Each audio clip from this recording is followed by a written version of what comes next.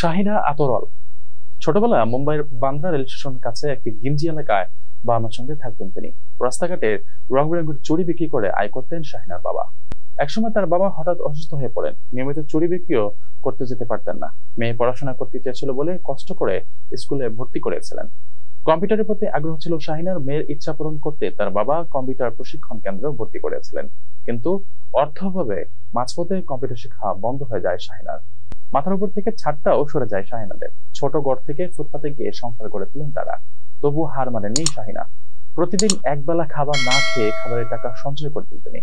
এমনকি স্কুলে যাতায়াতের জন্য বাস ছেড়ে হেঁটে যেতেন তিনি। বাস এবং খাওয়া দাওয়ার খরচ বাঁচিয়ে আবার কম্পিউটার শেখার জন্য ভর্তি হন শাহিনা। শাহিনা কম্পিউটারে দক্ষ হয়েছেন দেখে তার বাবা সঞ্চিত অর্থ খরচ করে মেয়ের জন্য একটি পুরনো কম্পিউটার কেনেন। বন্ধু বান্ধবদের থেকেও ধার নেন। বাড়িতে বসে এই কম্পিউটারের কাজ করতে শুরু করেন শাহিনা। স্কুলে পড়াশোনা শেষ করার পর মুম্বাইয়ের একটি কলেজে ভর্তি হন তিনি।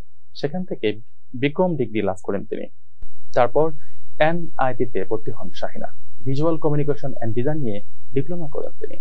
একাধিক নামী সংস্থার তরফে চাকরির প্রস্তাব পান শাহিনা। শেষ পর্যন্ত মাইক্রোসফটে চাকরি করার সিদ্ধান্ত নেন তিনি। বর্তমানে এই সংস্থায় প্রধান ইউএক্স ডিজাইনার হিসেবে কর্মরত আছেন তিনি।